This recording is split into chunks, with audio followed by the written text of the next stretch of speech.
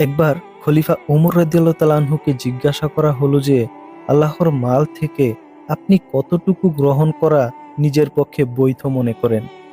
তিনি উত্তরে বললেন, শীত ও গ্রীষ্মের জন্য দুখান কাপড়, হজ ওমরার জন্য সাওয়ারির যন্ত্র ও কুরাইশের মতো মাঝারি পরিবারের সমমানের খাদ্য আমার ও পরিবারবর্গের জন্য।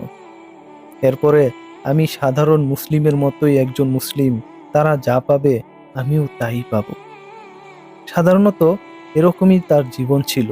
কখনো কখনো বরং তিনি বৈধ বিষয়েও নিজের উপর কঠোরতা আরোপ করতেন। একদিন তিনি অসুস্থ হয়ে পড়লেন। তাকে চিকিৎসার জন্য মধু ব্যবহার করতে বলা হলো। বাইতুল মালে প্রচুর মধু ছিল।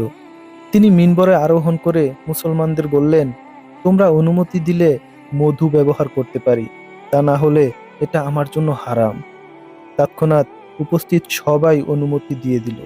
মুসলিমরা উমর রাদিয়াল্লাহু তাআলা আনহুর এই কঠোরতা দেখে তার কন্যা হাফসা রাদিয়াল্লাহু তাআলা আনহাকে বললেন যে তিনি যেন তার পিতাকে এই কৃচ্ছ্রতা সাধন থেকে বিরত থাকতে অনুরোধ করেন, কারণ এখন মুসলমানরা সচ্ছল ও তাদের পক্ষ থেকে এই ব্যাপারে পূর্ণ অনুমোদন রয়েছে।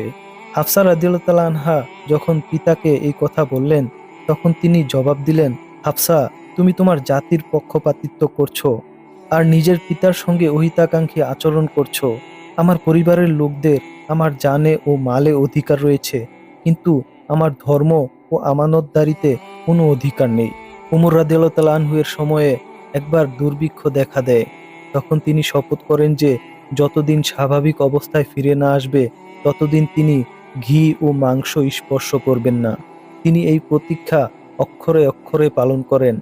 ফলে তেল খেতে খেতে তার শরীরের চামড়া শুকিয়ে কালো হয়ে যায়। এর কিছুদিন পরে বাজারে দুটো পাত্রে দুধ ও ঘি বিক্রি হতে দেখা গেল। ওমরের ভৃত্য 40 দিরহাম দিয়ে তা কিনে নিয়ে এলো। সে এসে বলল, এখন আল্লাহ আপনার প্রতীক্ষা পূর্ণ করে দিয়েছেন। বাজারে দুধ ও ঘি বিক্রির জন্য এসেছে, আমি তা কিনে নিয়ে এসেছি। কিন্তু যখন তিনি তার দাম জানতে পারলেন, তখন বললেন, খুব চড়া দামে কিনেছ, দুটোই সাদাকা করে দাও, আমি অপব্যয় পছন্দ করি না।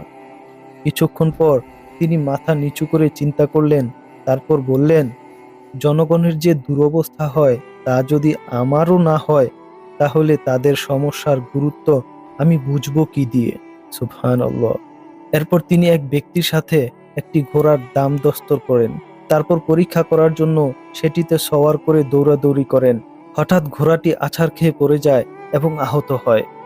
তিনি ঘোড়া ফিরিয়ে দিতে চাইলেন, কিন্তু মালিক ঘোড়া ফেরত নিতে অসম্মতি জানালেন। শেষ পর্যন্ত দুজনে মামলা নিয়ে কাজী সুরাইহের আদালতে গিয়ে হাজির হলেন। সুরাইহ উভয় পক্ষের বক্তব্য শুনে রায় দিলেন, আমিনুল মুমিনিন, আপনি যেই জিনিস কিনেছেন তা নিয়ে নিন, অথবা যেই অবস্থায় ওটা নিয়েছিলেন সেই অবস্থায় ফেরত দিন। উমর রাদিয়াল্লাহু তাআলা আনহু বলে উঠলেন, একেই বলে ন্যায় বিচার। তারপর তিনি সুরাইহকে কুফার বিচারপতি নিযুক্ত করেন। সুবহানাল্লাহ।